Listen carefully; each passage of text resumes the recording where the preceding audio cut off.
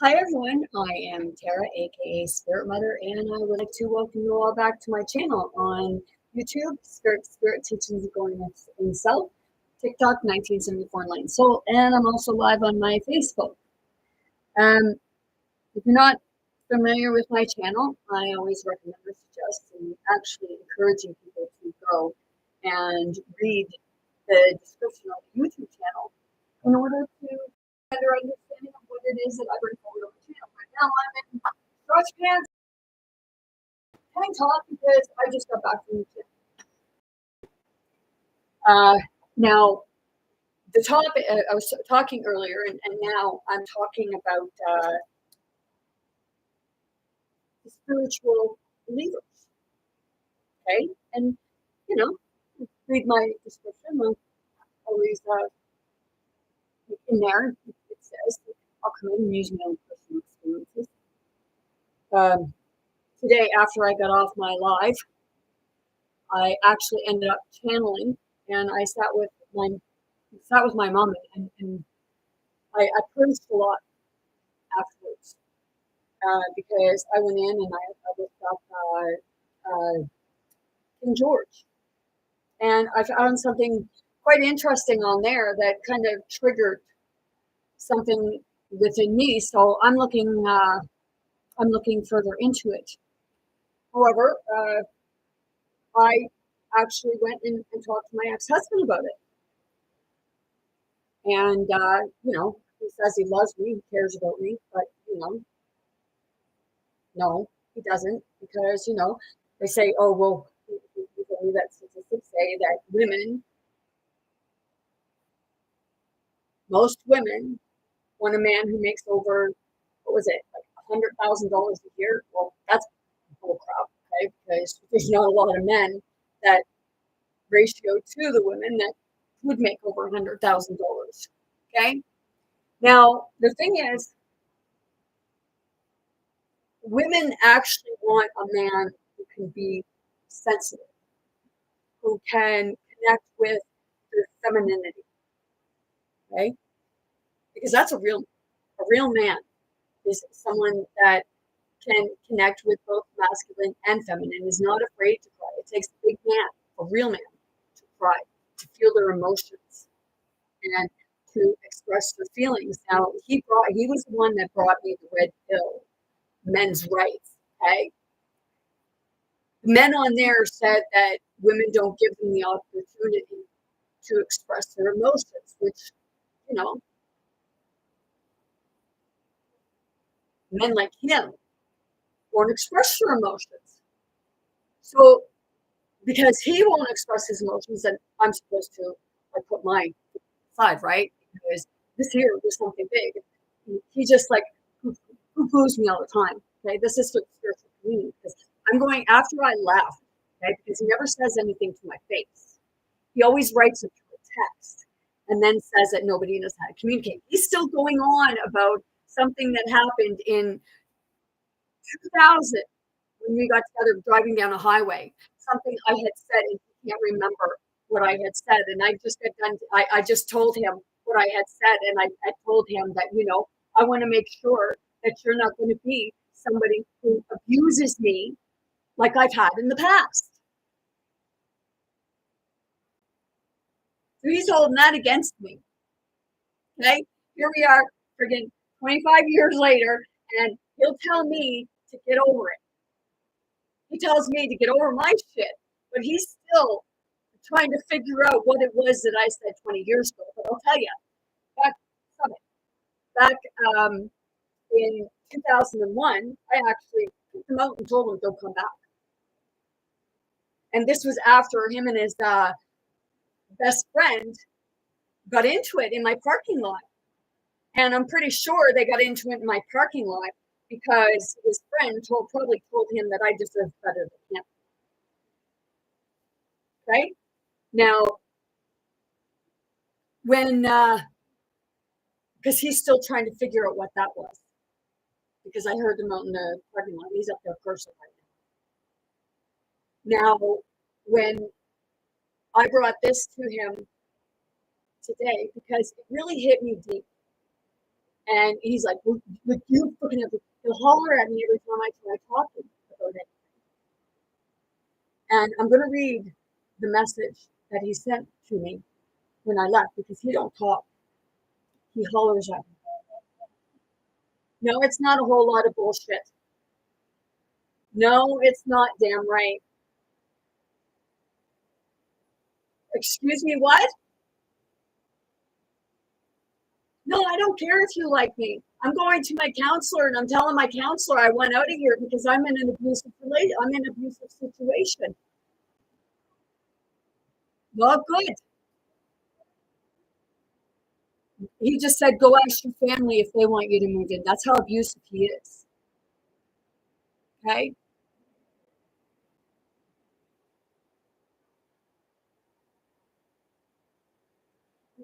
He lives upstairs. Can you hear him? No, he lives upstairs.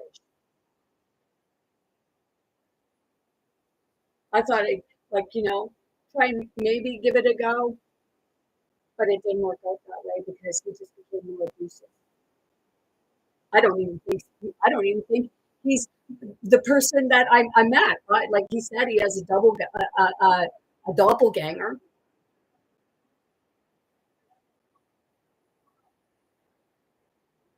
Oh no, I don't do anything a man. I don't do anything that a man wants a woman to do. What is that to kiss your boot and do your fucking shit for you? Seriously, you guys are witnessing this live. You're witnessing it live. This is the man that told me about killing me or burying me. But he said that he would deny saying it. But I threw a shovel at his feet and I told him I'd help him dig the hole. And I gave him the weapon to kill him.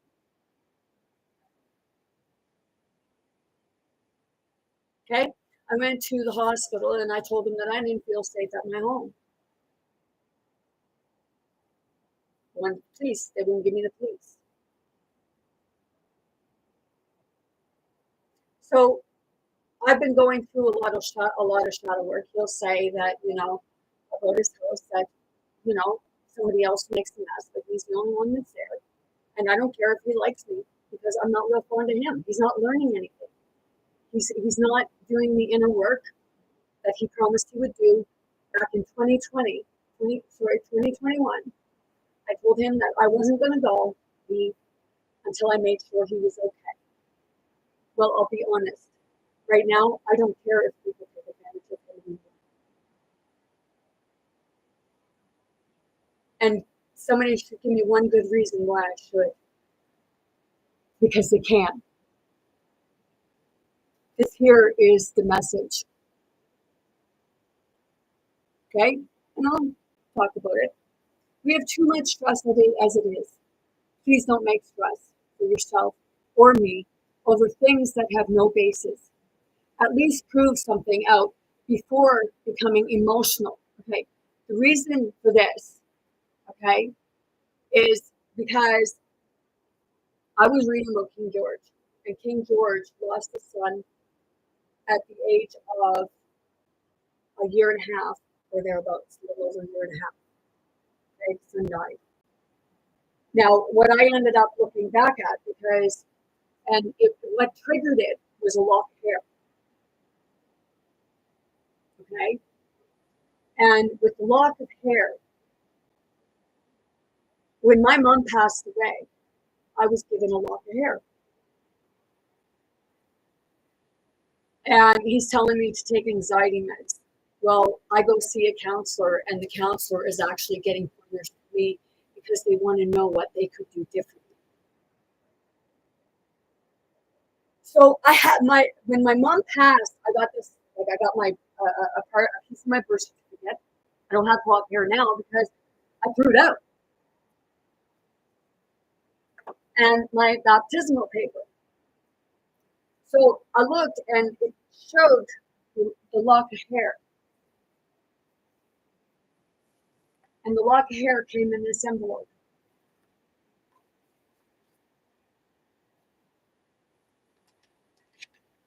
And in the envelope is a picture of my mom.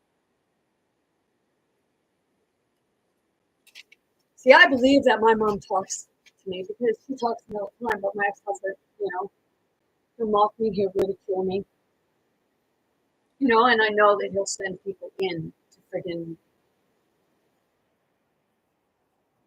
bully me. This here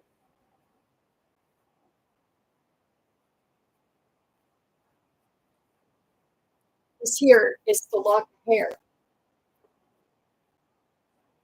And that is exactly the same type of thing that my lock of hair was in. So I was channeling, or this is for my lifetime or a different lifetime. It was like it was telling me because for an hour it was like my mom was talking with me and telling me that that's why she went into a depression, because I was getting that I had a twin brother. When I was about 2 years old, my dad, it was he had nerve pills in his drawer. I don't think he was using them anymore. It was nerve pills in one drawer. And the story I got was that when I was like around 2, I took some of these pills, and I was getting that like channeling, and I was hearing like a little kid running around the house saying Christopher, Christopher, Christopher.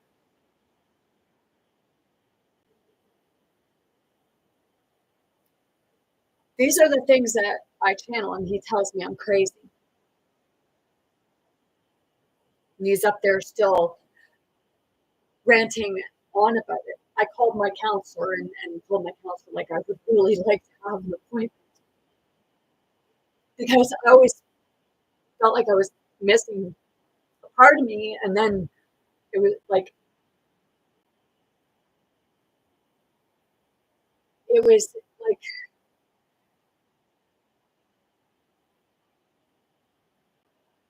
our family was just, it was like I felt like I was being pushed away, and I was getting that it felt like I was a constant reminder of something. I am going to look into it because it's not clarifying things for myself. It's not to cause problems between my family. If it comes out that no, but my sister had a blanket made for my dad, and I found it strange because me and like in the picture, me and my oldest sister, we were both in the same clothes. Well, people usually dress twins in the same clothes. He's still up there hollering. He's still up there hollering.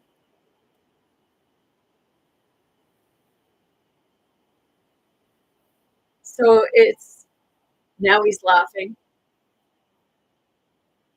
He's the one who he's never fessed up to things that he's done wrong. I'm going to read the message now. We have too much stress as it is. Please don't make stress for yourself or okay me over things that have no basis. At least prove something out before becoming emotional. Now, with regards to my oldest son being adopted, it was him who set me on the mission to find out if it was true or not. Why stress yourself like that? I wasn't. It wasn't that I was stressed because I was going through that part of it, but I was only telling him what I experienced, and he got pissed off at me. Wasn't because I was upset. I got upset because he got pissed off at me because he's not someone that I can talk to, but he don't believe in divorce. The only reason why he don't believe in divorce, if he don't believe in divorce, then I guess he still believes that he's still married to his first wife. So he's got two wives, according to him, if you don't believe in divorce. And he's hysterically laughing.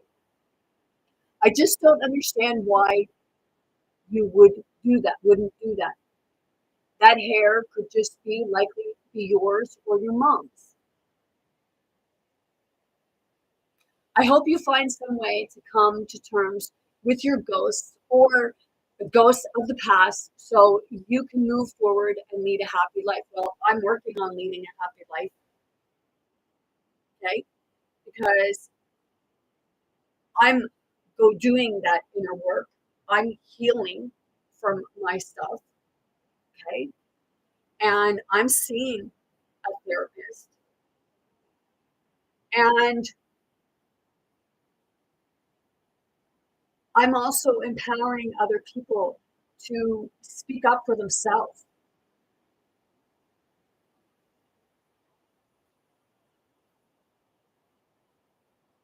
Happy life. I apologize for ever having asked any questions. I certainly didn't mean for my wish to for my wish to understand to become your obsession nightmare. It's not my nightmare. It's my process of healing.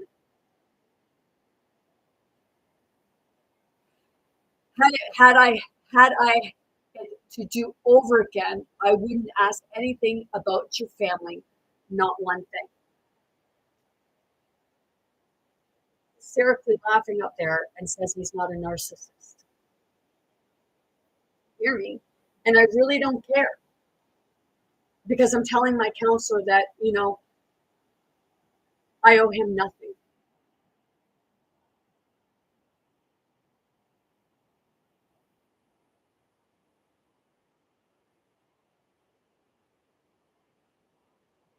Just be happy and please let me have a day.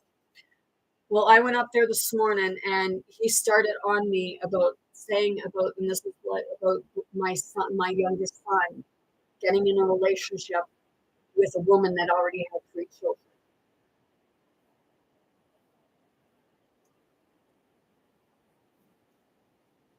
Just be happy and please let me have a day. Who any negative malfunction drama, manufactured drama. He brought drama here. Him and the guy that sexually assaulted me that he kept bringing here, they caused a lot of anger and chaos around here. He come in like a bull in the china shop.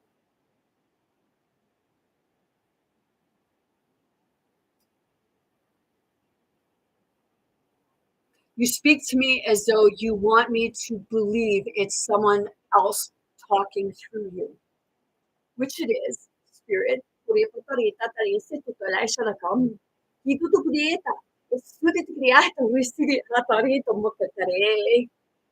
can learn this language anywhere. Well, I don't believe it, not for 1 minute. So that's how I know he's not my person. That's how I know that, he's the devil because the devil devolves and he's devolving. He's not doing like he's always ridiculing me. Whenever I try talking to him about anything, it's always he's allowed to have his say, but I'm not supposed to have mine. I do believe that you have a heart and you do help people. He just told me to fuck off. He told me that he was going to call a lawyer. So it's like, here, would you like me to get the lawyer on the phone for you? Which one would you like me to call? I do not believe that the dead talk to anyone. There is an open chance. There is an open challenge from science to anyone to step forward and do any of that in a clinical setting. Well, actually, Bashar, that Daryl Atkins, who does it, is Bashar, and they already done the testing, and there's actually the scientific proof there.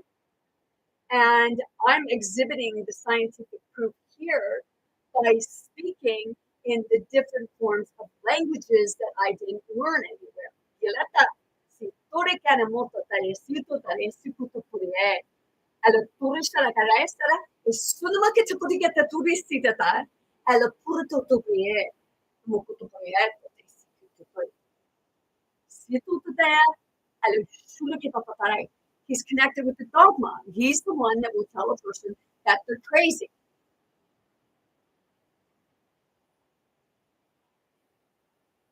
Only one medium stepped forward, yapping, and then didn't show up. Why? Because they are all full of shit. Or, at the best, they are listening to voices in their heads and need to get help.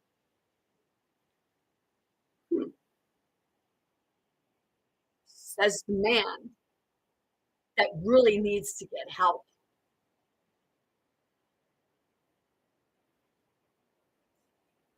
If you want to help people and that's how you want to go about it, fine.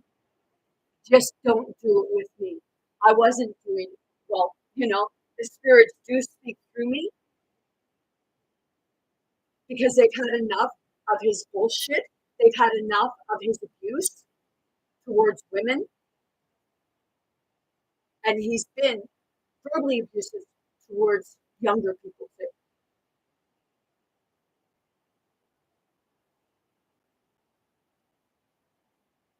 I don't need to hear from bullshit Bob or whomever. Well, let me see. The guy across the road who runs a store, he too is connected, and his religious beliefs believes in this. If you have feelings inside, they are yours and not some channeled brain invaders' thoughts, feelings. You're driving me crazy with it. Please stop. I cannot take any more. I don't have to believe the same as you to believe in you. Well, he don't even believe in me because if he believed in me, he wouldn't be treating me the way he does to keep me dumbed down.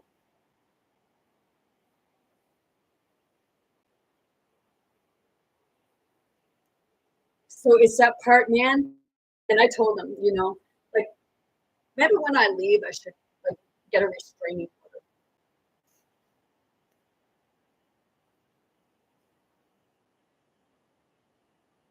Because that is what the spiritual community, spiritual believers go through on a daily basis. So basically, to you religious people too, he's ridiculing your beliefs in what you perceive. He doesn't believe in Jesus. He doesn't believe in Christ. He doesn't believe in God. Does that not make it the devil?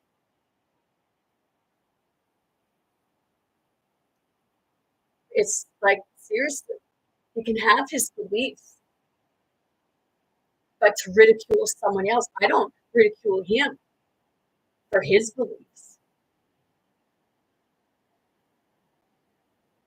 I have many others who actually, a lot of people on the TikTok community realm,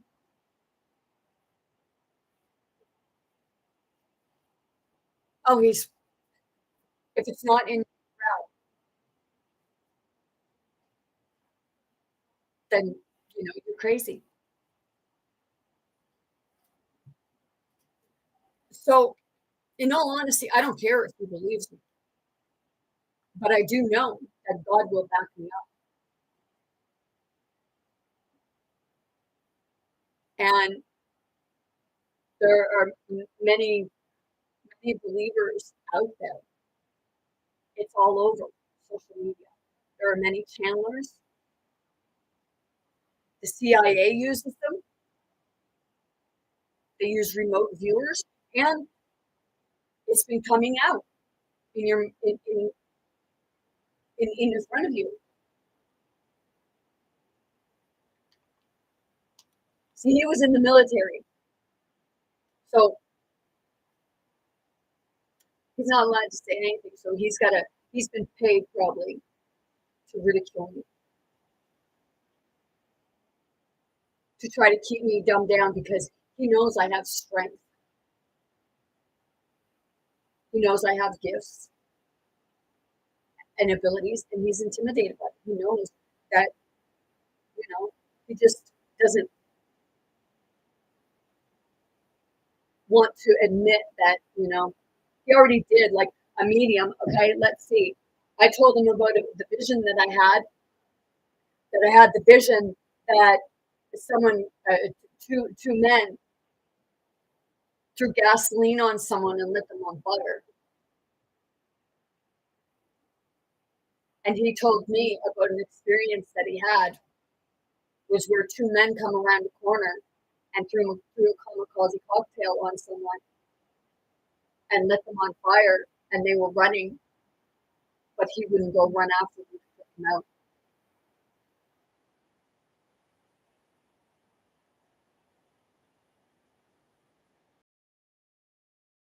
I'm not, no. He said, Asher, he said, your family won't even let you stay there. No, I already know that.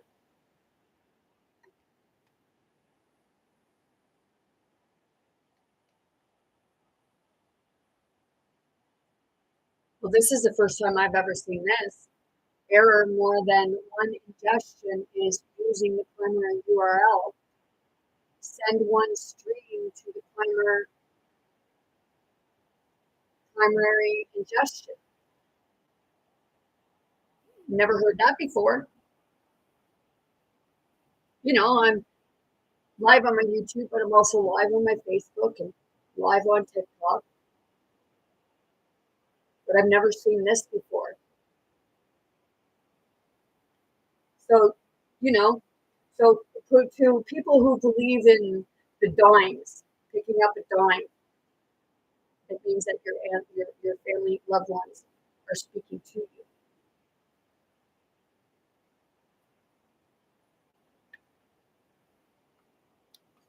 You don't believe in that. And that's fine.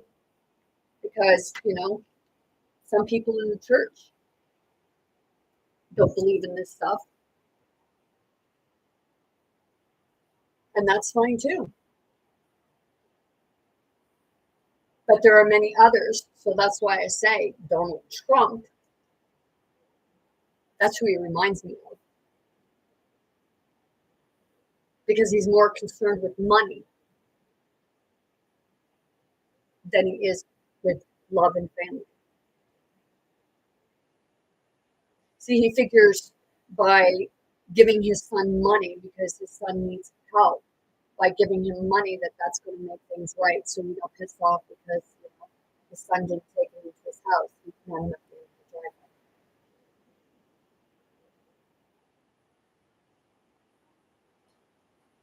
When he says about me getting help, it's him who needs the help.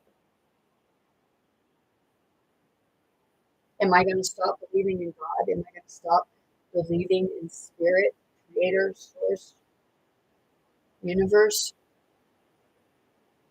No. It's like, hey, Cronus.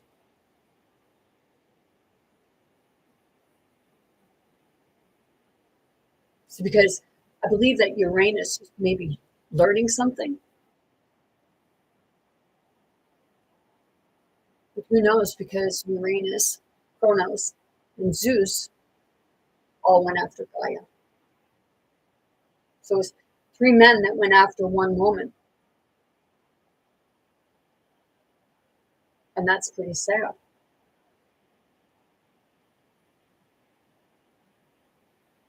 See, they say we're in biblical times.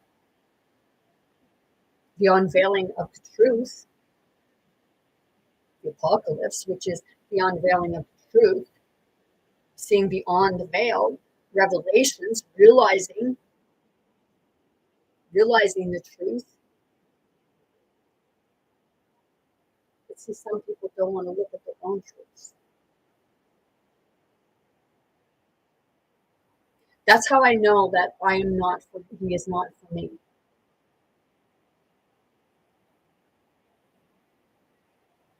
We are not from the same. And you know, I'll tell you right now, they said that when Jesus went into his own place, home, what have you, he couldn't show what he could do.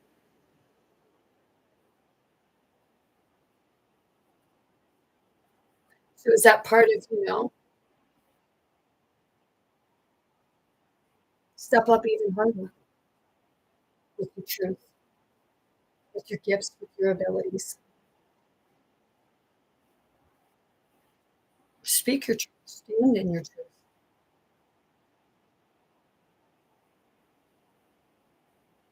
It's like, I don't care if you love me, man, because I don't think you have a heart, so you ripped your heart out.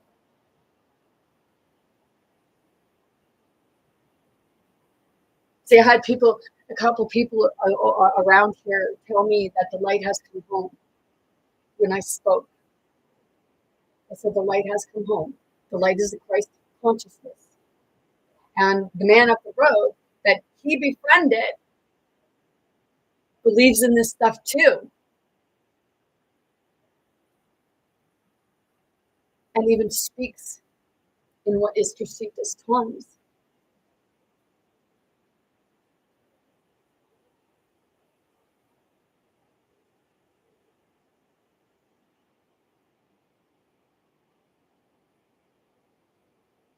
See, what that the young the guy that he was bringing here that sexually assaulted me, and I had told the story about that. He told me one time that this is where the devil lives, and I believe him.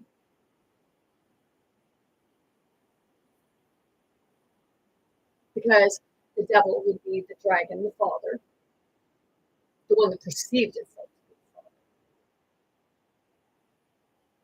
But it's not my fault.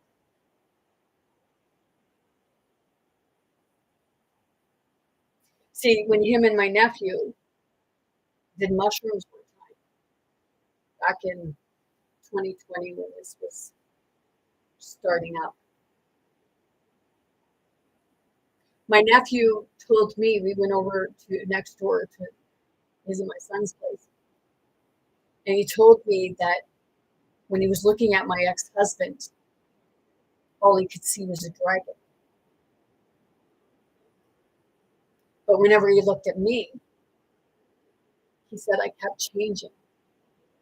My form kept changing.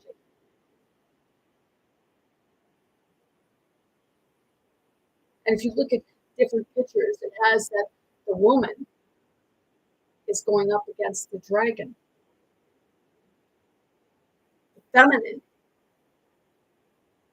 is going up against the pompous Uranus as Chronos.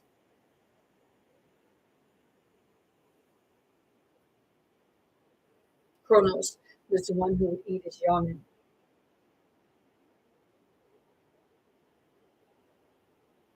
Because he didn't want it superior.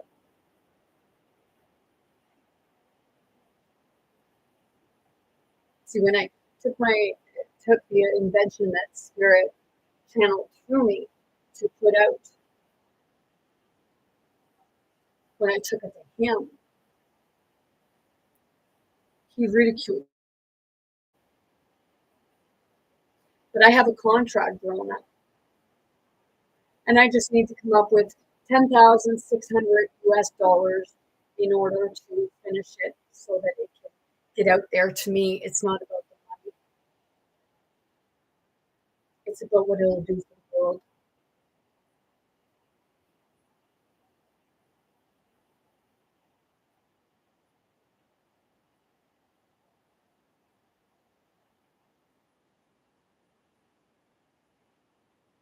So if you are a spiritual believer, don't let anyone shame you. Don't let anyone ridicule you. Because every so often I'll hear a whistle, and that's usually the jackal coming in.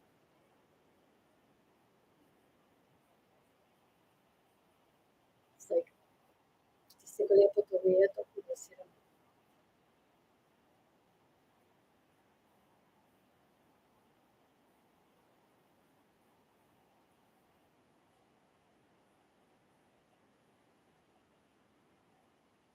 and it's that part of,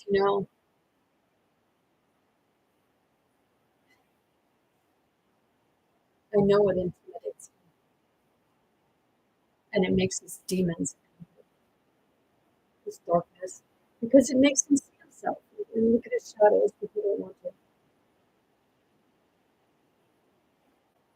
And that's fine. Because eventually I know that spirit, God, source, created universe, so that we allow other people to flow.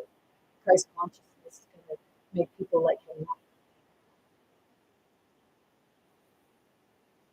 Because see, I know that it's my master that comes in and defends me.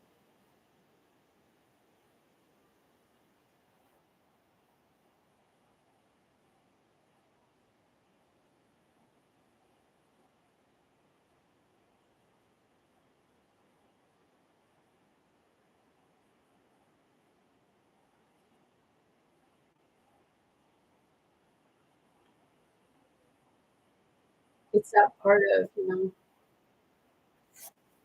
I got my other books because I feel like he is very much like Donald Trump when it comes to the way that he talks down about women and treats women, because it's always women are the problem, women are not the problem. He says that women are um, more apt to be aggressive than a man,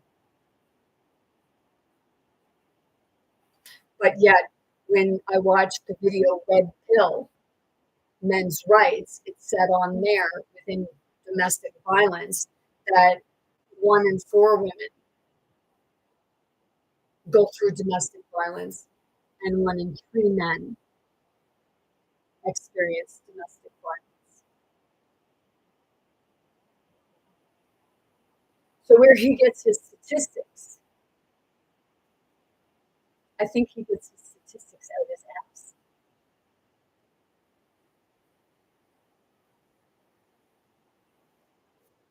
See this here one. This is my newest one. Mary L. Trump. He brought me to this. He told me to look her up, but I had already looked her up.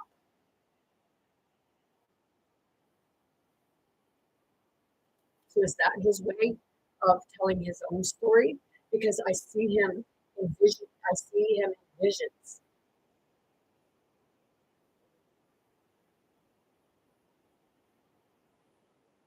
And he hung around a lot of dark places.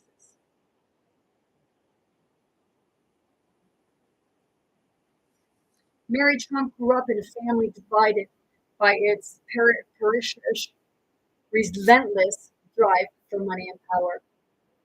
The daughter of Freddie Trump, a highly accomplished, dashing eldest son of wealthy real estate developer Fred Trump, real estate developer.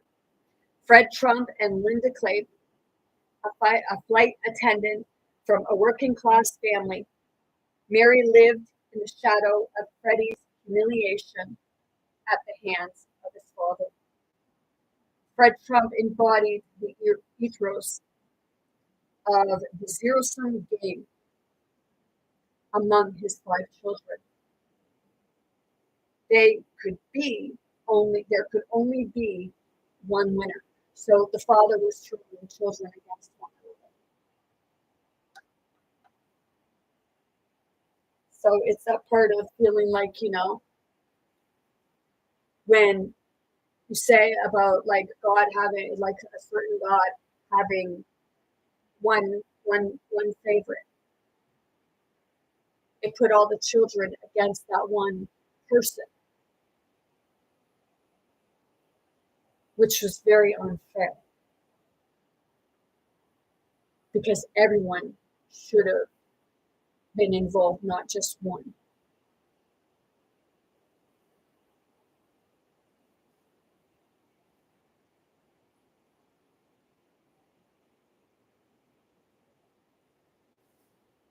Fred Trump embodied the Eros. Okay, sorry, could only be one winner. That was supposed to be Freddie.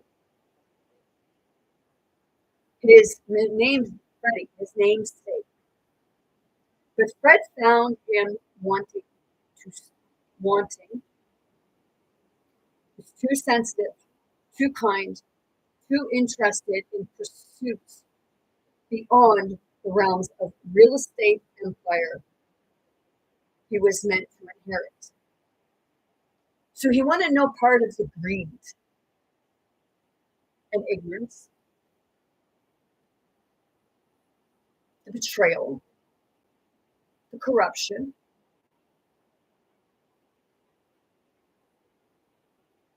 You know,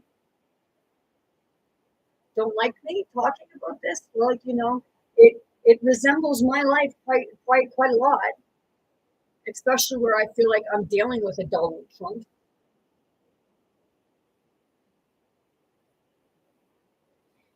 In Donald, Fred found a kindred spirit, a killer,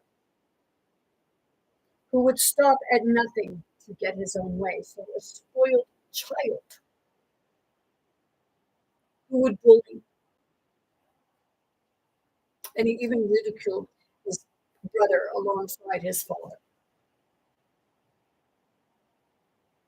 who would stop, okay, even after Freddie's short-lived career as a professional pilot for TWA came to an end. He never stopped trying to gain his father's approval.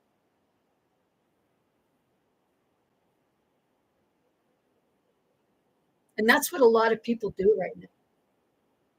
They look for the approval from their father, or they look for the approval from their mother.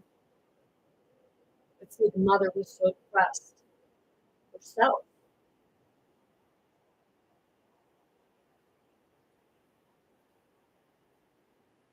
Finally, at the age of 42, he scrambled through Fred's lethal contempt and died alone in an emergency room with no family by his side. I can relate to that because I died alone in my apartment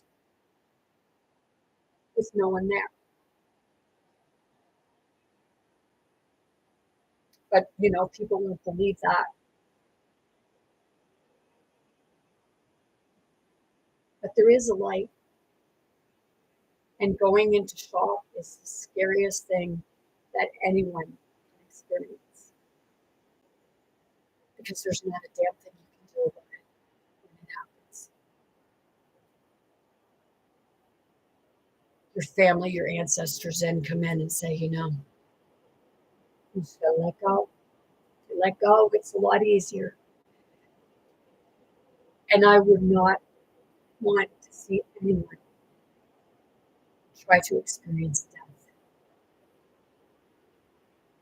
to become enlightened. There is a healthier, easier way to find God.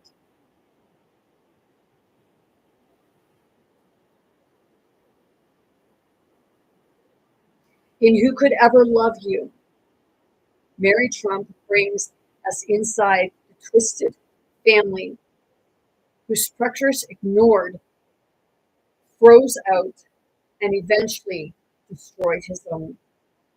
Freddie Trump's decline in alcoholism and illness, along with Linda's suffering after the divorce, left Mary dangerously vulnerable as a very young woman. My ex-husband tells me, like, you put yourself in bad positions, bad situations. It's like, dude, you're fucking lucky that I don't slap you across the face, because my dad told me that I should slap you right across your face.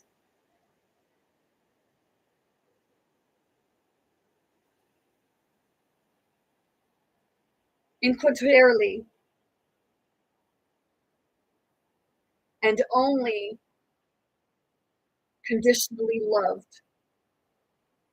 She had no adults in her life except for the father she loved but lost before she could fully know him, and a mother abandoned by her ex-husband's rich and powerful family, who demanded her loyalty but left her with nothing. My speeching insight, poignant detail, and aspiring prose, Mary Trump reveals the cold, selfish cruelty that has come to define the Trump family, thanks to large part to her uncle, whose militant ambition has riven our nation and threatens the world. Now, yesterday I read the back of this. Okay. Now I'll read the front. For 4 years, Donald Trump inflicted an onslaught of overlapping and interconnected traumas upon the American people, targeting anyone he perceived as being an other or an enemy. Women with women were discounted and derided. The sick were dismissed as weak and unworthy of help.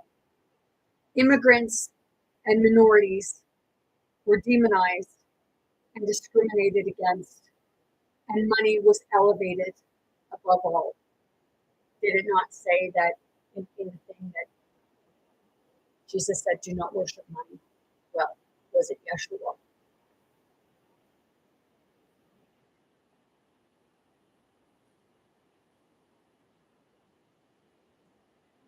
In short, he transformed our country into a macrovision of his malignantly dysfunctional family. This is her words. This is his niece. And it wasn't because she was angry. I haven't read it yet, but I'm wondering, did something transpire?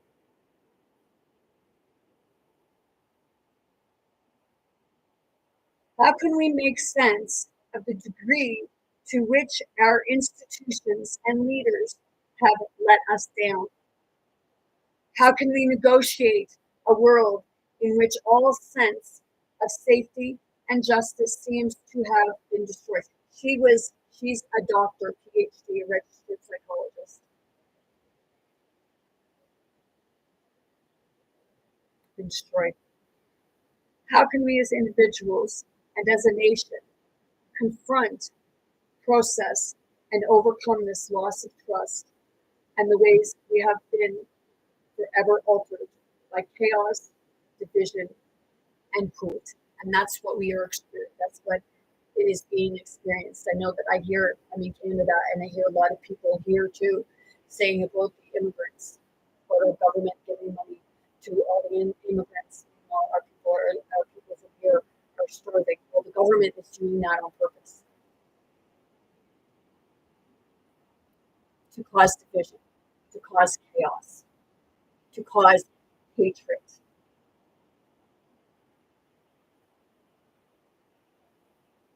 Because your government's doing that, why are you blaming the people for it? It's not the people's fault that the government is doing this. It's our fault for not seeing that. Because everybody should be treated equally.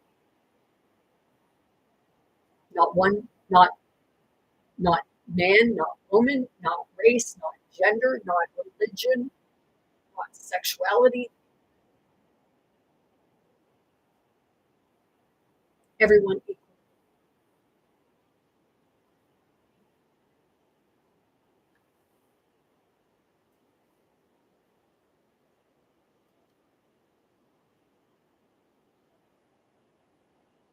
And I will be honest, my ex-husband is a pompous ass because he don't treat women equally.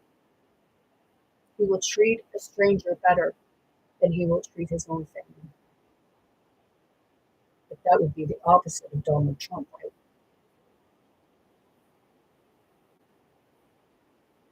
But is that part of, is it that he's treating these people because he feels they're kissing his boot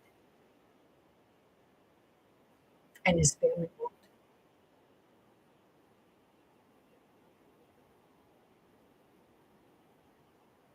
And when the dust finally settles, how can we begin to heal in the midst of ongoing health and economic crisis and the greatest political divide since the Civil War? Didn't they say, like, they had a Marvel Civil War where Civil War was putting each person against one another, and that's was happening, but now people are coming together because they're starting to see the truth. Chiesa Pottorietta Resiliai, perché tutto lo che tu te, si mi chiede conoscere che sarà Pottorietta, è un pare. Mary Trump is uniquely positioned to answer these difficult questions. She holds a PhD in clinical psychology, specializing in trauma, has herself been diagnosed with post traumatic stress disorder, and happens to be Donald Trump's only niece. In The Reckoning, she applies her unique experience to the task of helping us confront an all encompassing trauma, one that has taken an immense toll on our nation's health and well being. That's happening both, like, all through America on both sides of the border. Because Canada, this is not the first time Canada's gone up against a tyrant across the border. But see, there was no borders. We were freely able to go freely because I remember going there in 97 to the States, and you didn't have to have the passport, but we couldn't.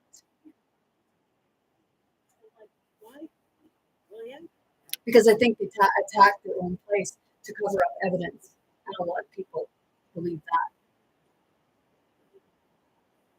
A new leader alone cannot fix us. Donald Trump is only the latest symptom of a disease that has existed within the body, politic, since America's inception. From the original sin of slavery to our unceasing organized commitment to inequality, an enormous amount of healing must be done to rebuild our lives, our faith in leaders, and our hope for this nation. It starts with the reckoning.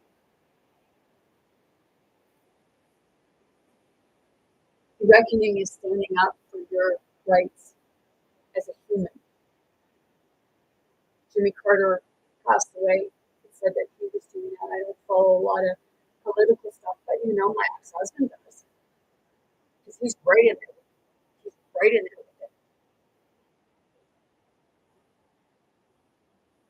But he's the only one that has the opinion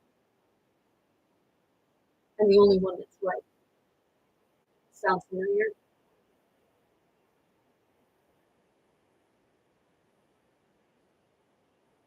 See, this is not to ridicule my ex-husband or anything like that. If you don't believe in spirit or what have you, then what the fuck are you telling me that, you don't make the mess in your house, somebody else does? Well, if nobody lives with you and nobody's up there, how is somebody else making the mess in your house?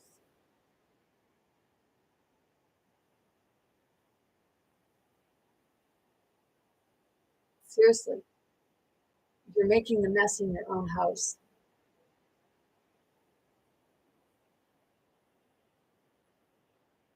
See, if you like, I will go away, but I'll tell you right now, you lost the best person that ever came into your life, and that's not being conceited.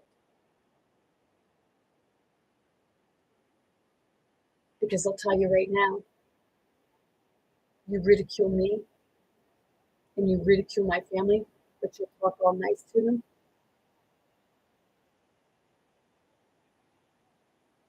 My family, the past 25 years, my family has been the one that has for you. I have been the one there for you.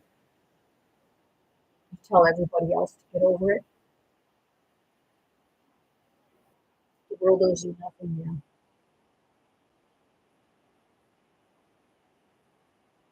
I owe you nothing. You can apologize to me every time you fucking do the same thing over and over again, and I don't accept your apologies because they're not true and genuine. So I rebuke you. See, the thing is, when you rebuke someone, when you rebuke things, people say, call in the name of Jesus from the head. But when I say in the name of Jesus, I get a bad feeling. But see, when I say I'll rebuke you, or I rebuke, I feel that release.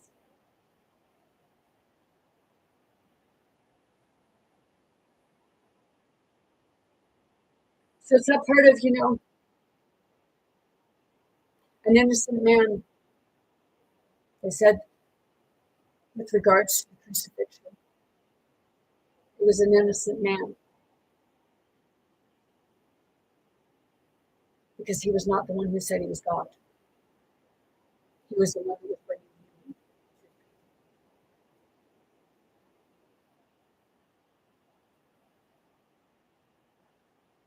So it's that part of, if they said that Jesus went into his own hometown but couldn't do anything, but yet he could do it everywhere else, it's because it was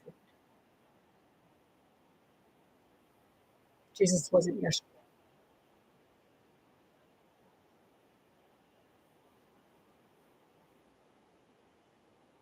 One had an agenda for him, and the other one had an agenda to cope and divide, and that's why you saw these images of Jesus standing behind Donald Trump.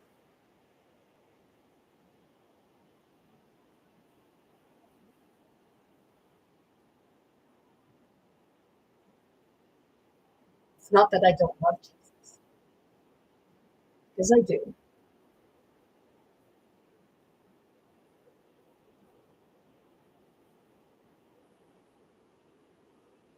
He went down a whole other path, the dark and the light. Is that part of where sharing the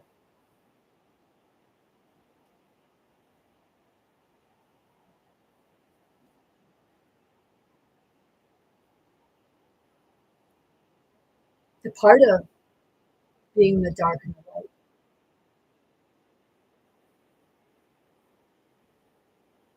See, my ex-husband will say, I don't believe in this stuff, but he'll bring certain things to me with regards to it, but only if Jordan Peterson or a male brings it. Do I believe that free energy and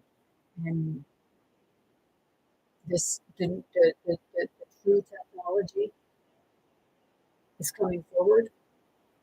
You're fucking right, and they can't stop it. They're trying to, but the people are going to bring it forward. So it's that part of you. Hang on to your hats. They say it's a bumpy ride. Yeah, it's a bumpy ride, physically, mentally, emotionally, and spiritually. But have compassion and understanding for others who are experiencing things, who are experiencing what is said to be a psychosis, or like he says, that, basically, I'm crazy and I need help. Well, my therapist don't think I'm crazy, and those 3 or 4 times that I was in the psychiatric unit in a 2 year span, they didn't think I was crazy either. They diagnosed me as unexplained. Yeah. Si tu trieta, lutu vries ria, tipo to repria.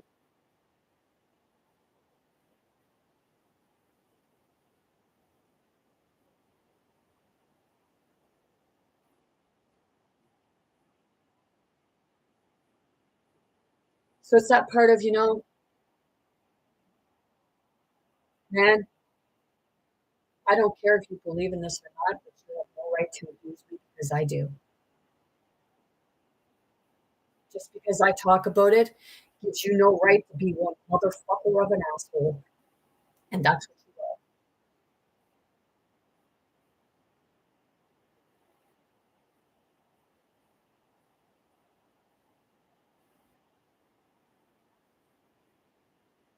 That's why you're not moving forward. And that's why, you say to me, well, come and get me, take me up. You ain't fucking going nowhere.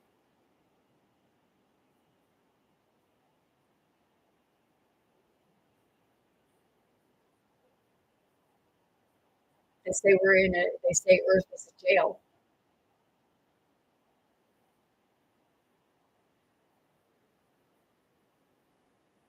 And you lift up out of the jail when as you heal, as you let go of work through your shadows, you become lighter. This morning, I went upstairs and had a coffee with him. And he laid on one side of the sectional. I laid on the other side of the sectional because I was really exhausted. But, our heads were there, and I had my hand here, and he took and put his hand and took my hand as if he wanted to hold my hand, but the only thing he wanted to do was try and siphon my energy. I ain't stupid.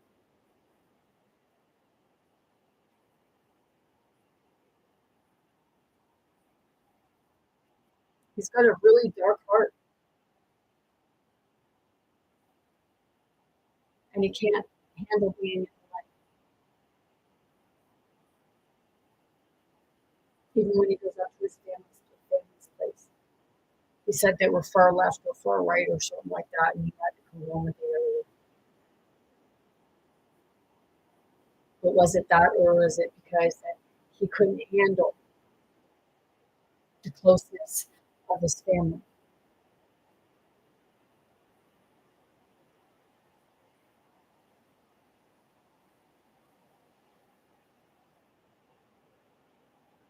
See, I had a pretty good relationship with my family until he came along. Wasn't perfect. In 2006, when I had my car accident, the guy that come along, he got me out of my car. He got me out of my car and he took me to his. And I was sitting there, and all of a sudden, I could hear screaming and hollering. Where's my sister? Where's my sister?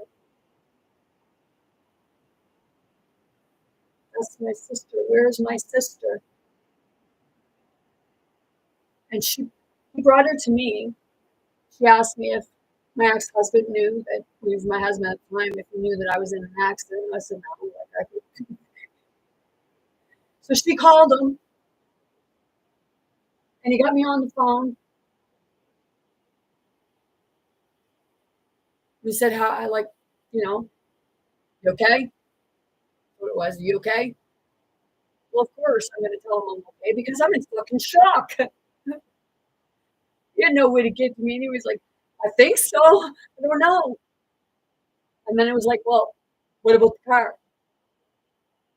"Well, I think the car is a write-off." And he started hollering at me. So he cared more about possessions than he did a person. Someone he professed he loved. I had a picture of him up on my wall. But here one day, I ripped it off my wall and I threw it to the ground and I broke the frame all to ratchet and then I took the picture out and I ripped it all to shit. Today I burnt my wills because he was in it.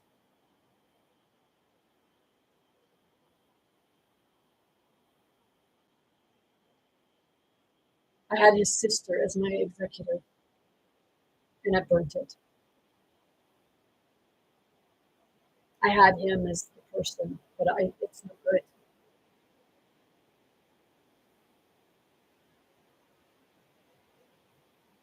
See, the thing is, when you die, you are fully divorced from that person.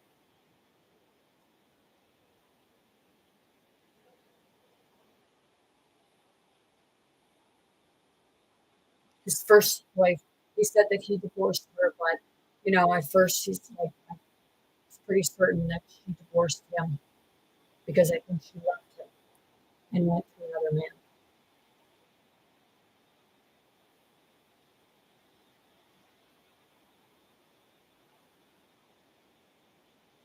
It's not me who it's not me who really needs him because he helps me financially. He's never helped me in the ways that matter most. And two, when I lost custody of my son, and I know I got with him, he would take me to my son. But when I first met him, we were going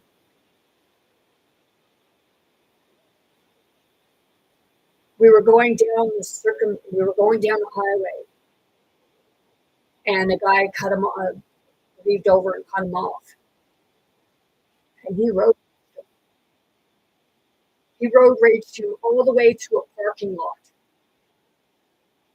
and he had a crowbar in his car, and he shook it at him the same way that the guy that sexually assaulted me shook it at his sister.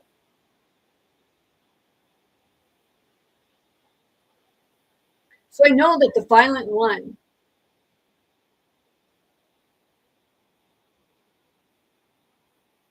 is, yeah, right. It's good.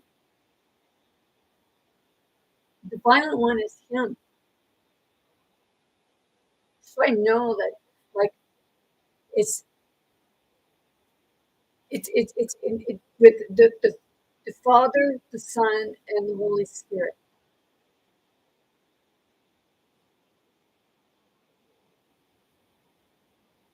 The devil is what you perceive to be the God. The goddess is the Mother, Holy Spirit. But it's actually the Mother, Father, Holy Spirit, or the Mother, Father, Child. So the Trinity, if you look at it that way.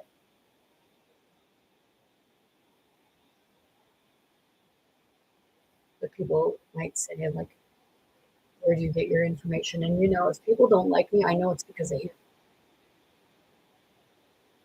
Because I don't ridicule people. I may read people, but it's not to hurt people. If you don't want to heal, then you don't want to heal.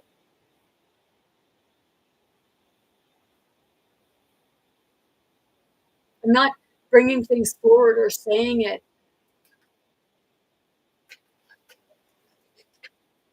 to shame you or judge you.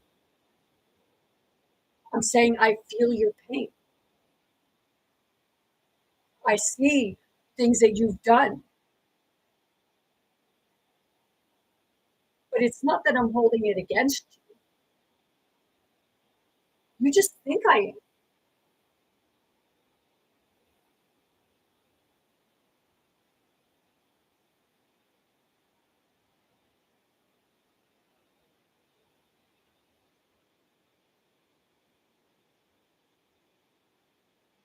It's that part of, I have another friend who speaks in the forms of languages, and she's starting to come into it more and more because I encourage her to. Be you, do it in front of people. It shouldn't matter. It's called being authentically you.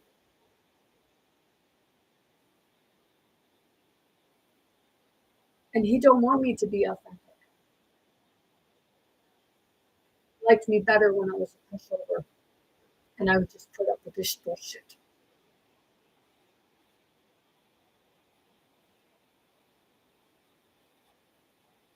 So it's that part of, man, I don't care if you love me, I don't care if you like me.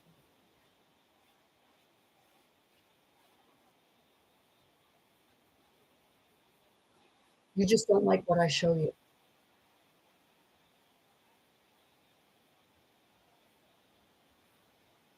See, he had these gifts when he was young. I know he did,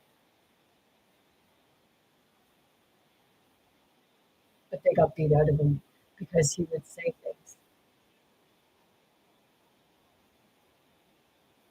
He told me that his own one of his own family members told him that their father was a narcissist. He told me things that his father's done, but he won't look at himself.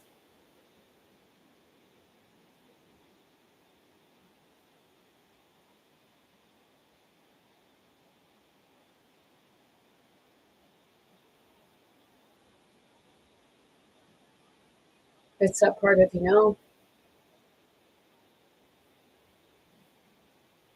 maybe it is time for you to go because maybe you are okay and you just want somebody around that you can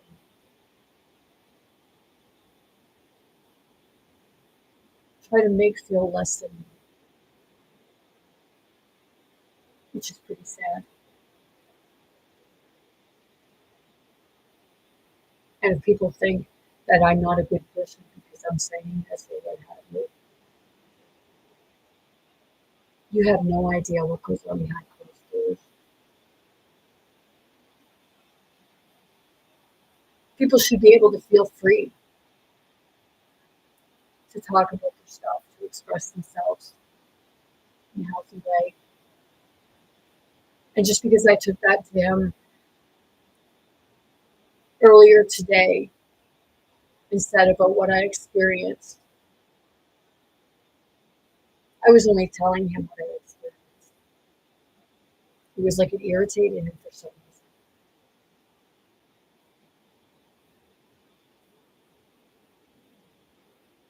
because I wasn't upset about it because I was prepared to already look into it.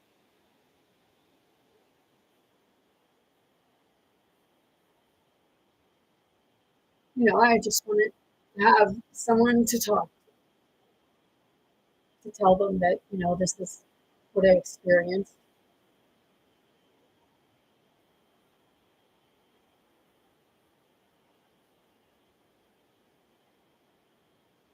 So I know with him, I'm experiencing different forms of his dark spirits, his past lives, his incarnations, because I know I'm going from past, present, and future as it's perceived, but everything is. It's happening in the now, but you're seeing different versions of it, different parts of the timelines.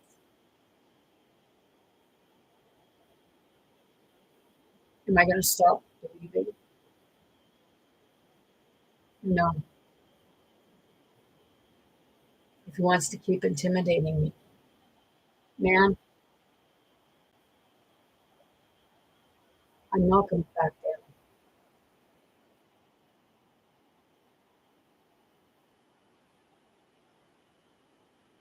ridicule me like they did others before me and others that are walking this path with me.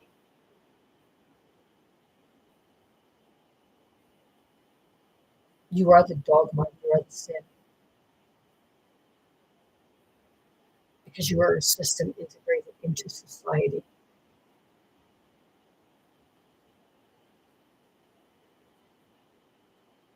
See, the thing is, people say about certain bloodlines, okay? I know his blood type, and I know mine. And his blood type tries to wipe out my blood type, because we were said to have a blood type that no one can explain how it got here. But see, they already know mine.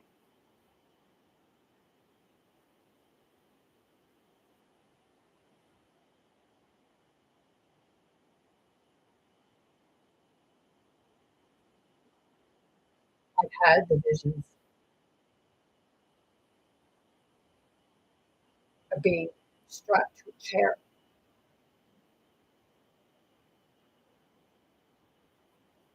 I've had the visions where, I know that they were strapping me to the chair to do experiments on me, but the shiny faces were trying to help me to heal, because it was like their faces were glowing. It was cool, but scary, freaky.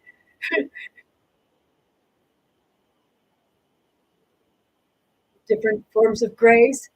I know that they fixed my spine.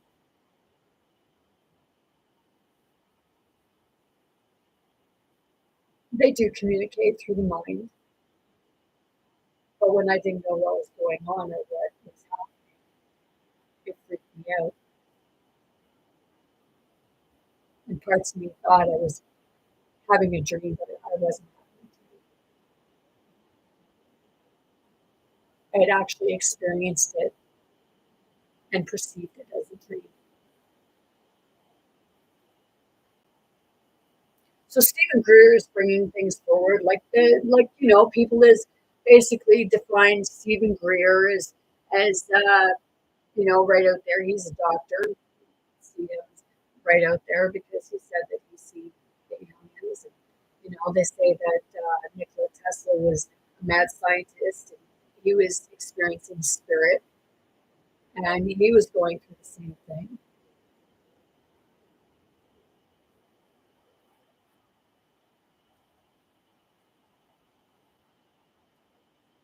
And Yeshua, you know, I will say Jesus because they were both in existence. Yeshua learned how to come back to the balance.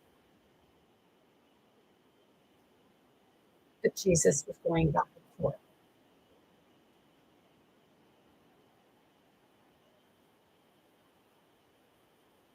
That was a struggle for him between his masculine and feminine.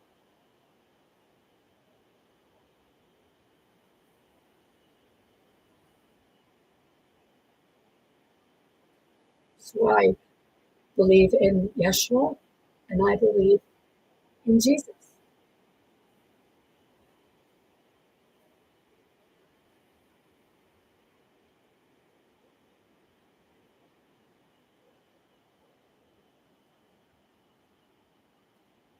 So the part of the twin day, it was when I brought forward about King David and King James.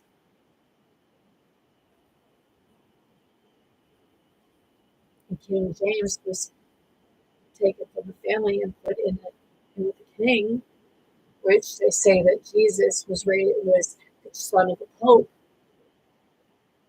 or perceived to be the son of the Pope.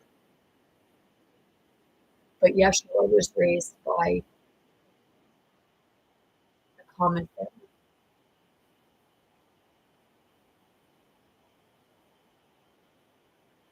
So literally, see, I came from a not so wealthy family.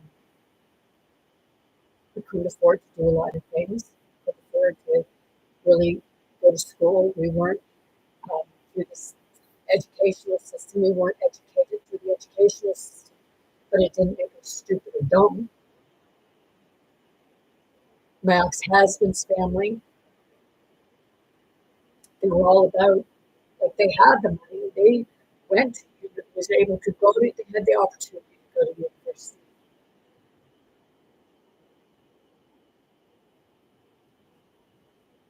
And one of his siblings, she had to struggle, and she still struggles today. So I see her,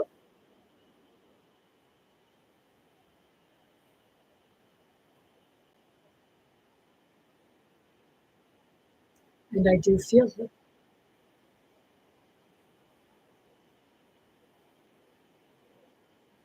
Because from what my ex-husband said, the only one that really was praised was the oldest sister.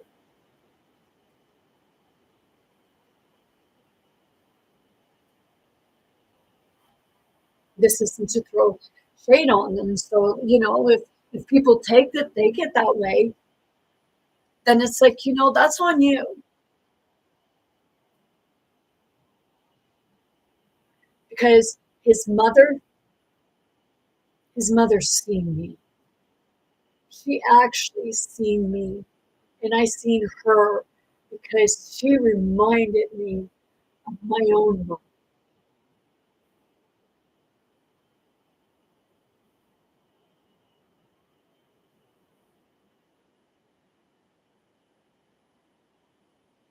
And it's that part,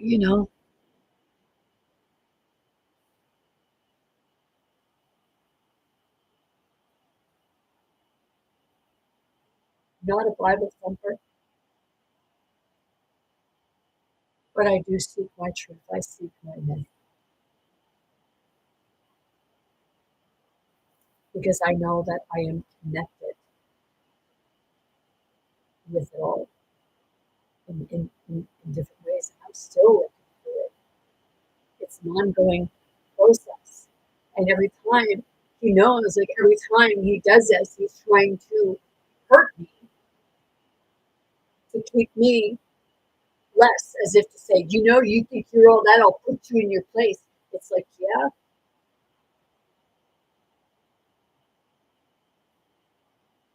only because you're a tyrant bully.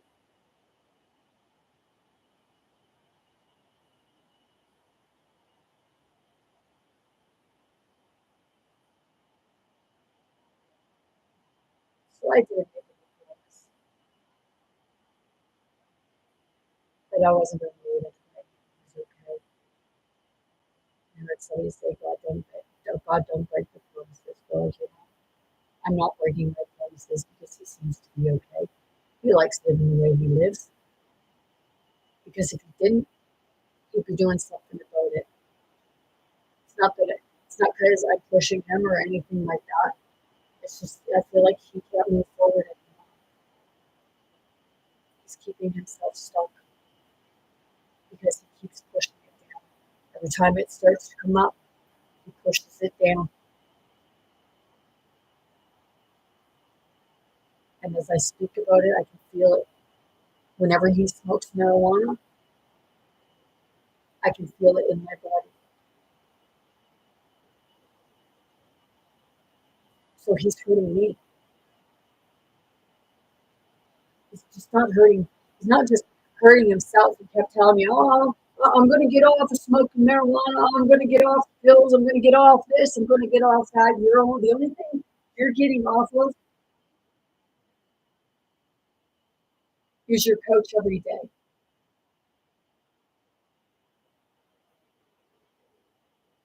You have broken promises after broken promises, but you expect me to keep them.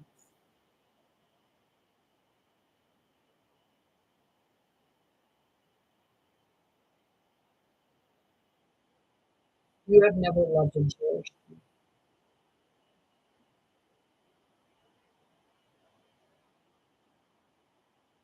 All you have ever done is ridicule me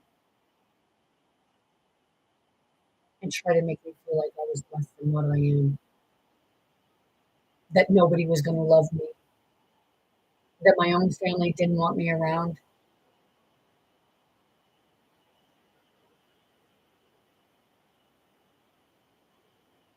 You turned my own family on me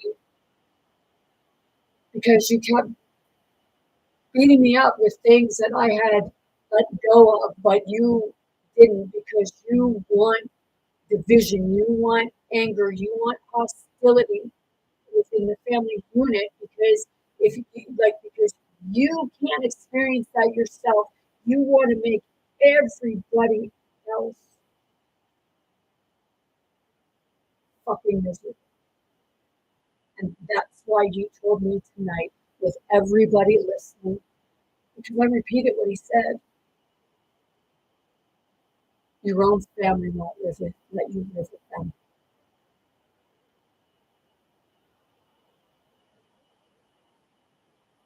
And it's part of, well,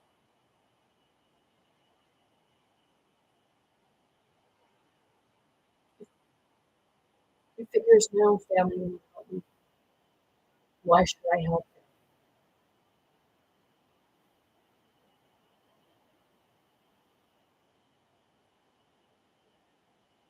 See, the thing is, I know like they love me and that they care about me in their own way.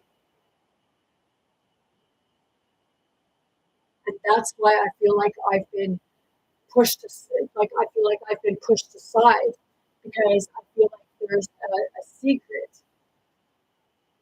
that hasn't been told,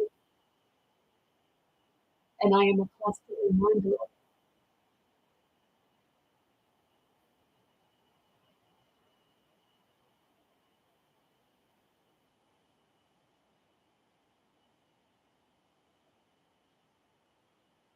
secrets destroy families. That I'm not trying to learn this secret to destroy my.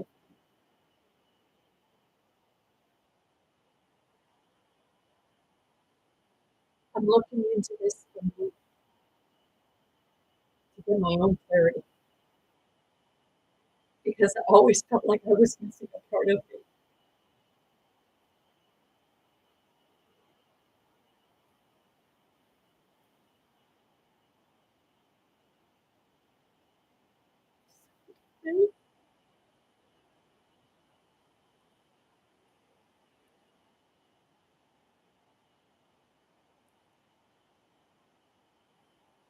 So for him to get angry at me,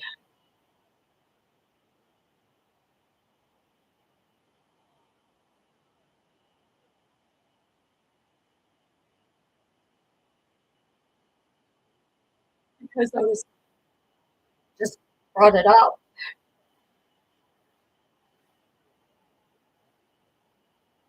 Like, dude, are you my brother or do you hate me that fucking much?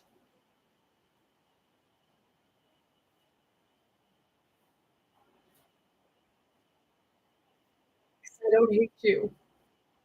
I may say I hate you, but it's not that I hate you. It's I hate circumstance.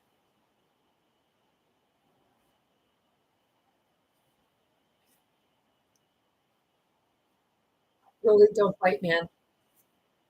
Yeah, but to essere a Turia, dico tutoriei. So must say like you're a basket case. No, I'm not a basket case.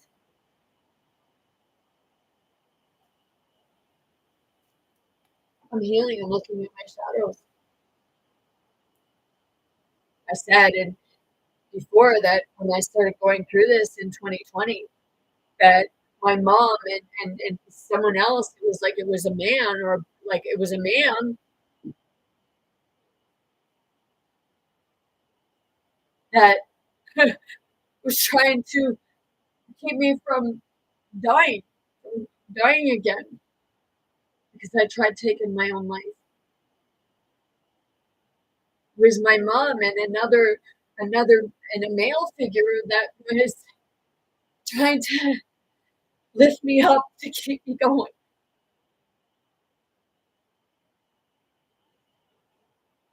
Because I feel like that day when I was around 2, I feel like maybe both of us got into it thinking they were candy, and then a boy died and I survived, and maybe that's why my mom wanted to adopt my son. I'm allowed to ask these questions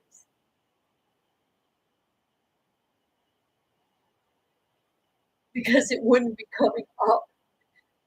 It wouldn't be coming to the surface. I had, like, no idea of this. It was never a thought in my mind.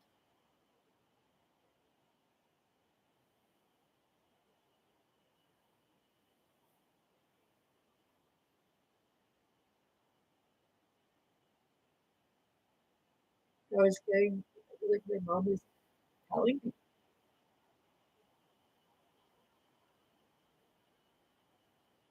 was like she's telling me that everything was taken out of sight, out of mind. But,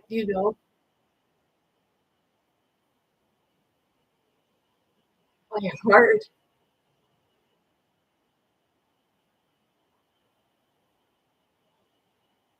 follows synchronicities.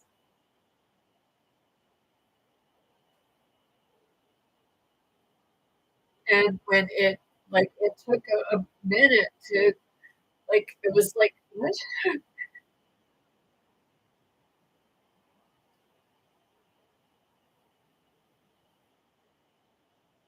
say I understand when things like this, if things like this happen in the family structure.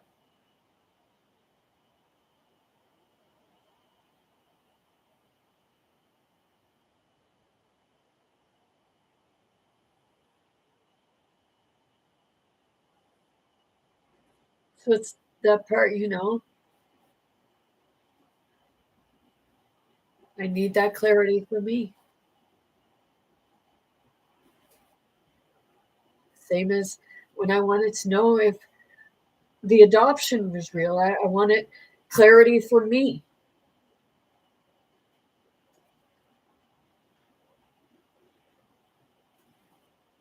It was never to create anger or hostility in my family. It was that part of my healing.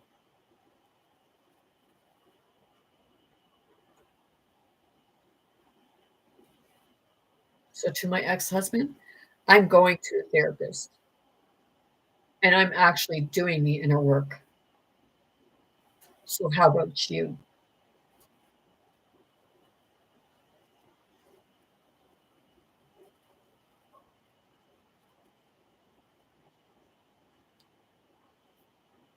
His family probably has their own secrets,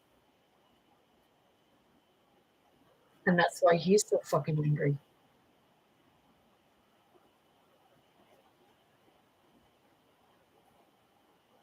So it's that part of, he's the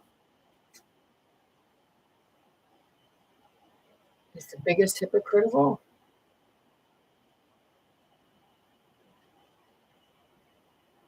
So the thing is, for Christmas, I got people chains. My dad, the eagle, which to me, maybe the eagle represents the horse. They say he's a falcon or what have you, but a bird nonetheless. You can't get a falcon from, if you can, I'd like to know where. Then my youngest son, I got him a cross because back a while ago he said that, like, he kind of resonated, like, he was looking at his hand and he had said, oh, maybe I'm Jesus, but more Yeshua. My oldest, I got him one, and It was a Saint Christopher, the traveler. But Saint Christopher carried both, said to be the devil and Jesus, well, Yeshua, on his back. And the king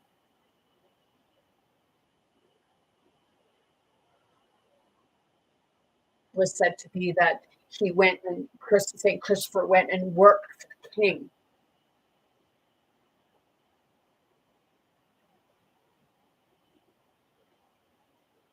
And it said that Saint Christopher was like a dog face.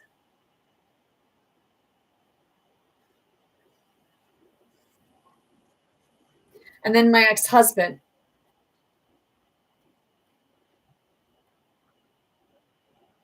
I got him in like a lightning bolt. Isn't it the lightning bolt represents Zeus?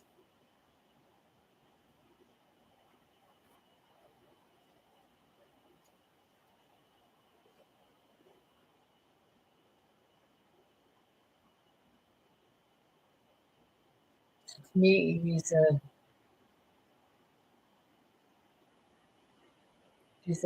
tyrant. He's a hypocrite who tells everybody else to get over their shit, but he gets over fuck all.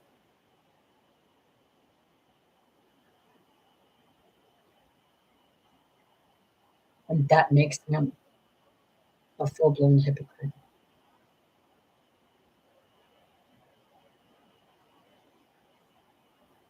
So, like I said, whether he likes me or not, and this is all spirit to spirit,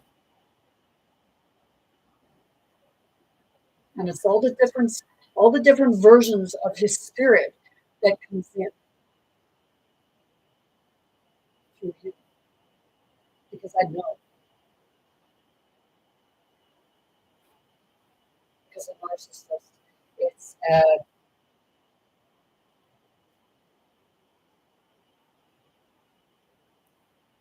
say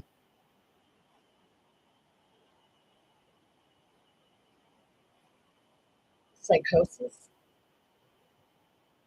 a psychic narcissist, or sorry, no, psychosis is psychic SOS. Psychopath is the psychic empath, and psychotic is a psychic narcissist.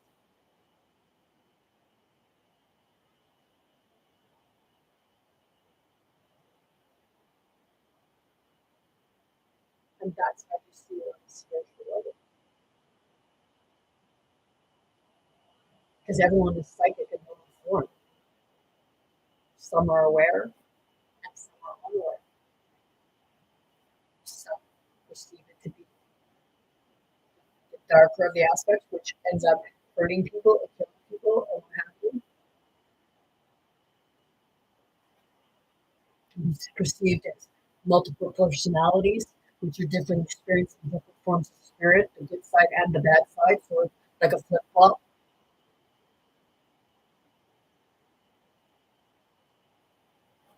Not nice to him.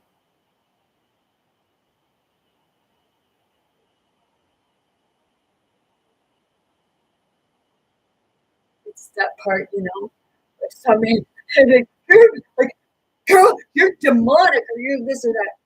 Well, we're all a little in ways.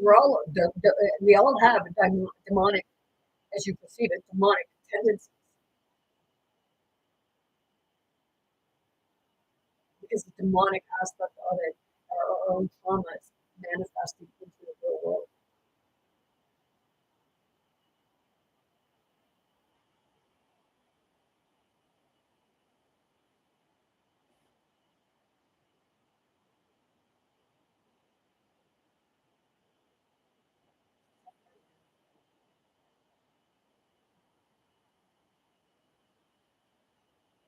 And I find like the thing about the law of pair, there's no such thing as coincidence. It's just synchronicities because hey, I was told that I was in coma for 24 hours.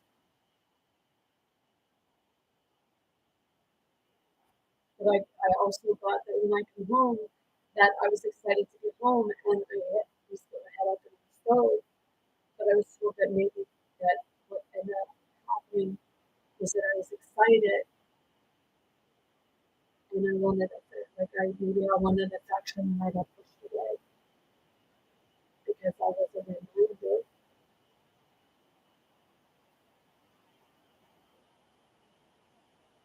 Because it's hard to get rid of a memory if there's a constant reminder of it. Then maybe looking at something as what you don't want to be reminded of.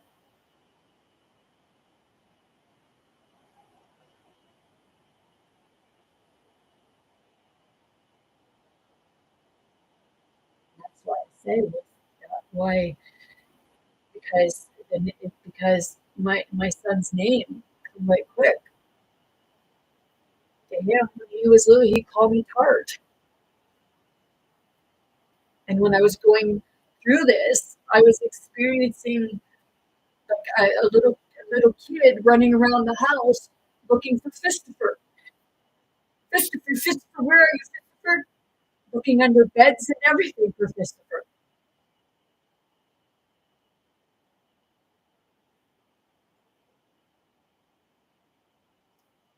I'm not psychotic as a mental health person. I'm not crazy. I'm not delusional. Spirit is telling me something. And if it causes division within my family structure, then it's that part of stepping back and really having a look. Because my whole life, I felt like I was being pushed away. I always felt like I was a dirty little secret. Was that part of I could never understand why I would feel like I was a dirty little secret.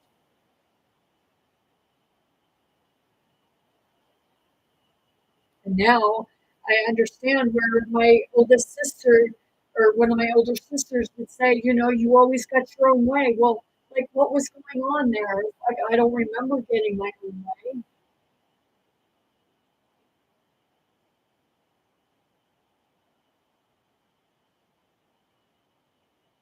So what was going on there? If I was getting my own way, why would I be getting my own way?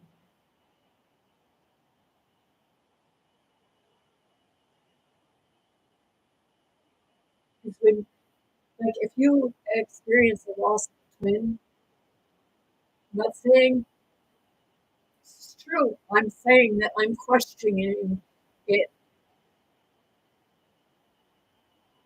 because of what you people would perceive to be circumstantial evidence.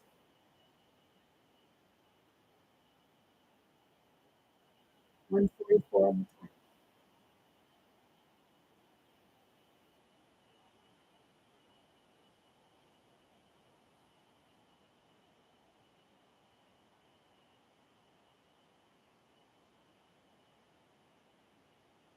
Because it has here research discovered an almost pristine lock of hair taken from their son, Prince Alfred, before he died, aged 1 year and 10 months.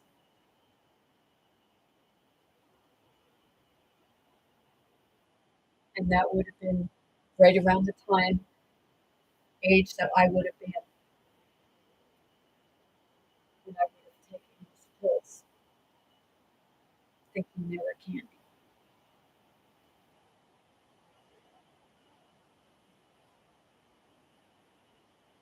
And the lock of hair I had, it was same shape, same color, and it was pristine.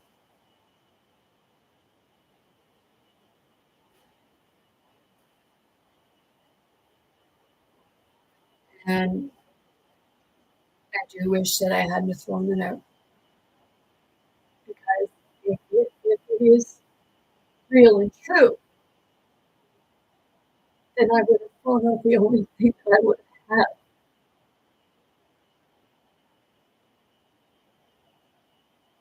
That would have been part of a twin brother.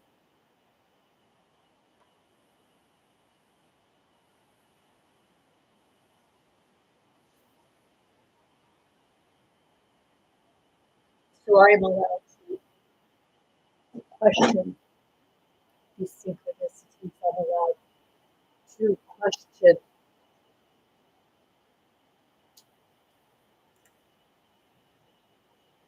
because some may say I am not connected with spirits.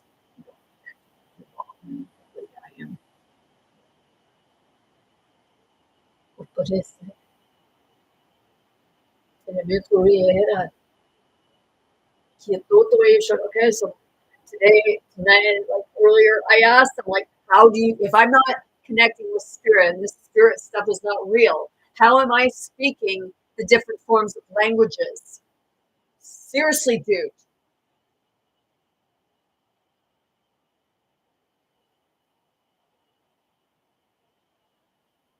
You say you don't hate me, but you don't treat me very well if you didn't hate me.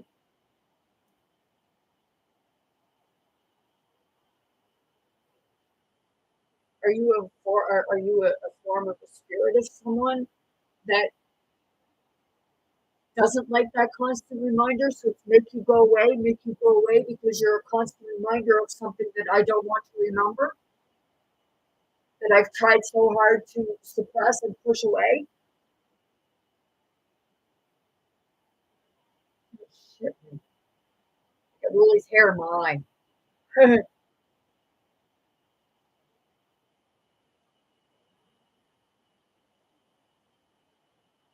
So, do I listen to spirit? Yeah. Is it psychotic? No. Do I need to repent?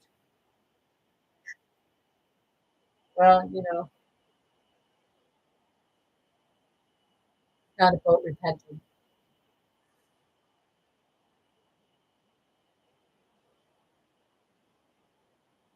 because I didn't do a lot of shit to have to repent for.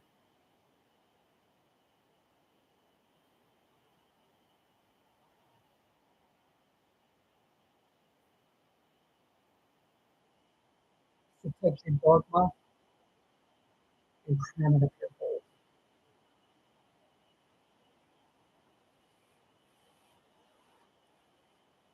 I even told my ex-husband today, you know, get your head out of your ego's ass.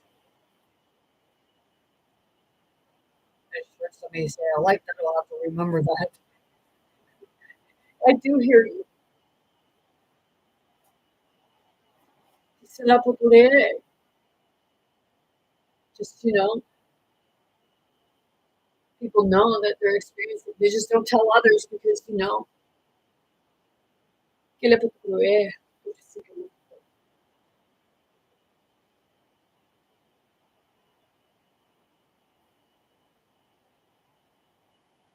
one can never consent to treat when one feels an impulse to soul.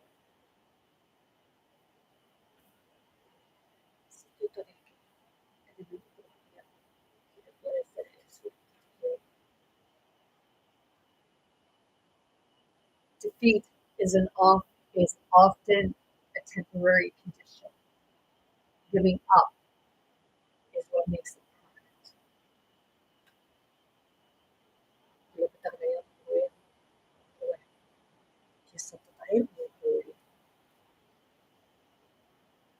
Mine is boiling poetry. Well, just keep going.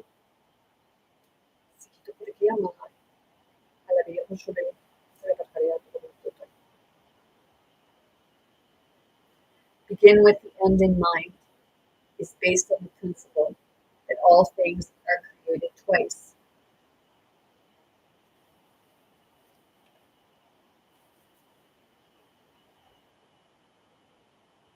All things are created twice. And and Mortide was talking about twins. There's a mental or first creation, and a physical or second creation to all things.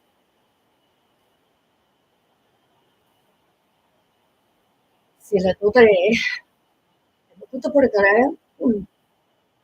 keep your face to the sunshine, and you cannot see the shadows. See, with that, I don't want to ignore the shadows because those shadows are a part of me. And those parts of the shadows of me need to be seen and heard in order to heal. Se toto lebekiam and mokoro to lekala alekuya todo sa. Talent is God's gift to you. What you do with it is your gift to God. Okay? Believe it, prayer.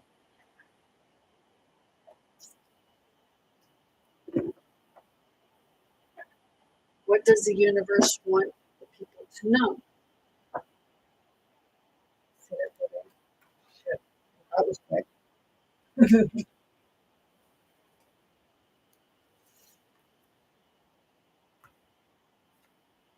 Intuition and the suffering in silence. When you're unable to talk to somebody and people don't give you that safe space to do so, it becomes the suffering in silence. And I'm using my intuition. And my intuition is leading. 9.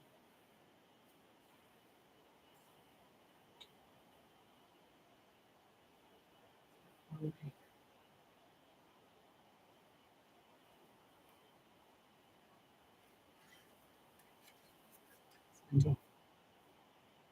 Good. And then put it here. Suffering in silence. The number 9 denotes completion. Are you finally ready to let go of those limiting negative beliefs, or are you allowing the issues in your life to become bigger than they really are? Break.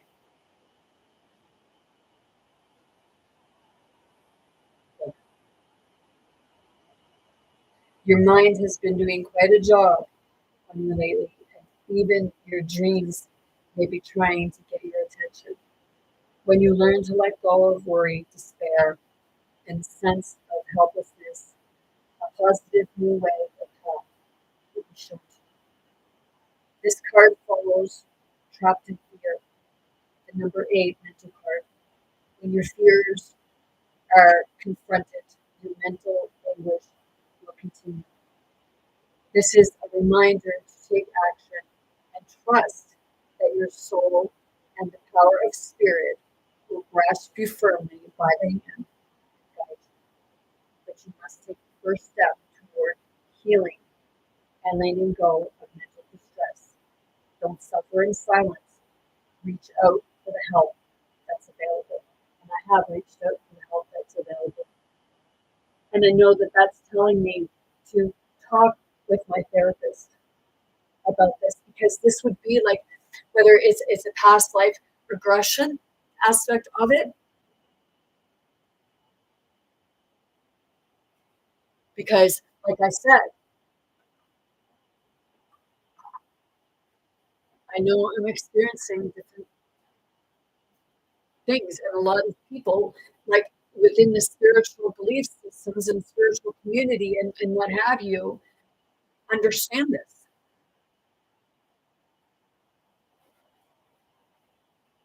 Because a lot of stuff is coming to the surface.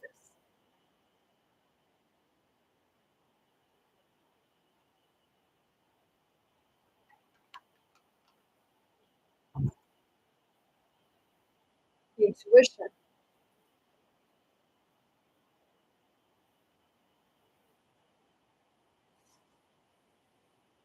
Intuition is the language of the soul. When this card shows up in a reading, it's a clear message that it's time for you to use your intuition. Just give into a chance, and you'll quickly notice how it might be trying to get your attention. With so much information in the world reading or VA for your every thought, it's easy to ignore or fail to acknowledge your insight. Synchronicities and so-called coincidences are powerful signs that intuition is knocking on your door. Have you heard a phrase or saying, repeat by more than one person today? Repeat it by more than one person today. Do the same numbers keep showing up in your life? Has someone mentioned the name of a specific individual who you were just thinking of? These are all signals for you to pause, be open, and pay attention. This is a perfect time to seek the answers from within. Turn inward, where you'll find the solutions and valuable insight that are waiting to assist you. When you learn to use and trust your intuition, you begin to have a sense of not only the right timing, but you also begin to perceive people and situations with a deeper and more discerning eye. You'll not only observe beneath and beyond what's actually in front of you, you'll see the real deal. The traditional card is the High Priestess.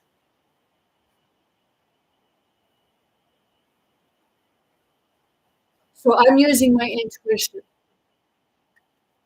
I'm seeing the synchronicities.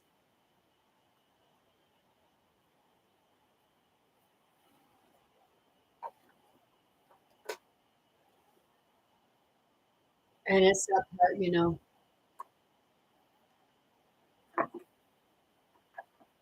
my ex-husband, I don't give a shit what you think.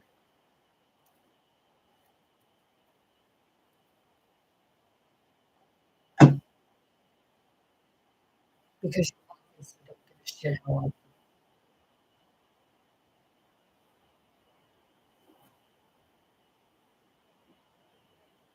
feel today. So like a week on. When you set out on a journey and night covers the road, you don't conclude that the road has vanished.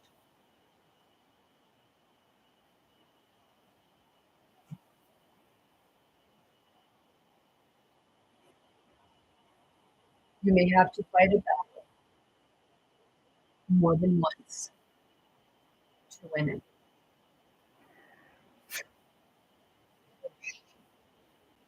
Seriously?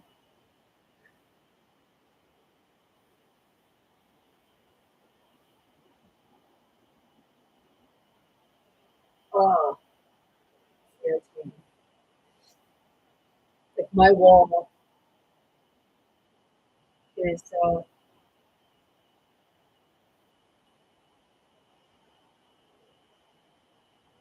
pictures of my family. This counts your blessings. Not the fault is my mom and dad. And beneath that is me. On one side of me is my youngest son. On the other side of me is a picture of my family, but my oldest is like kind of right up close in the picture. And my dad and sister didn't even know who it was because he looks like he's got more of a swollen face. So it's like, hey man, are you my brother showing itself? And I don't mean my son that my parents adopted, because to me, he's not my brother. So, and then below me is my second oldest sister and her son. Below the family picture is me and my great nieces and nephew. Beside that is a picture of my dad and my oldest son staring down at the ground. Below that is a picture of me, my youngest son, and my oldest son when they were younger. And then up beside my dad and my oldest son is another picture when my sons are older and myself. And beside that is my youngest sister and her two children. And my niece's ex-boyfriend. So I need a new picture of them because she's not like they're not together no more. So it's like yeah. But I know that it'll all come. And I'm not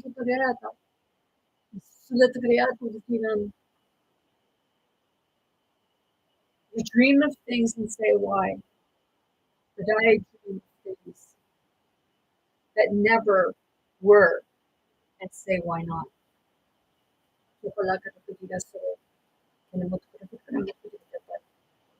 You don't quit when you're tired. You quit when the gorilla is tired.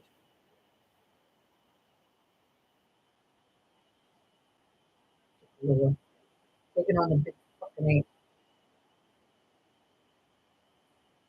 But wait, the gorilla was taking on the dinosaur. Isn't it the T-Rex?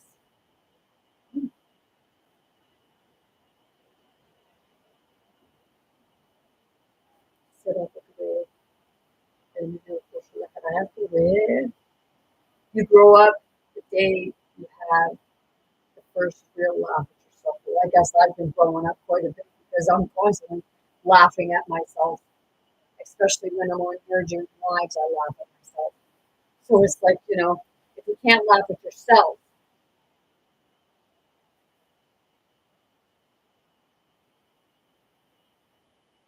it's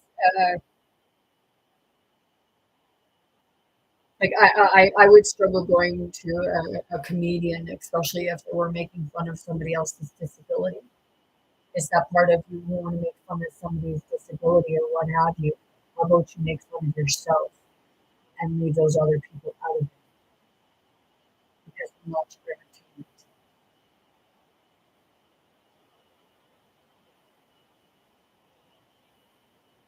One that would have the fruit must climb the tree. Era coisa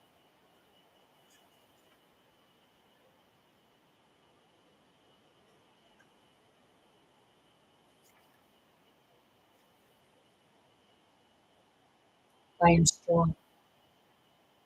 I am invincible. I am woman. With that being said, I say all much love, light, many blessings, most importantly, very good health to anyone who wants to receive themselves. Much love to be faithful, brave, most importantly, be yourself. Be your authentic self. Be who you are, not who somebody tells you you are. You have to be. Be true to yourself. Be true to others. Be kind to yourself and others, and know that you have more strength than you can comprehend at times. Use your intuition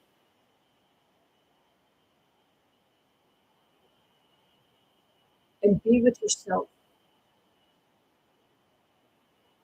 Sit with yourself because when you sit with yourself,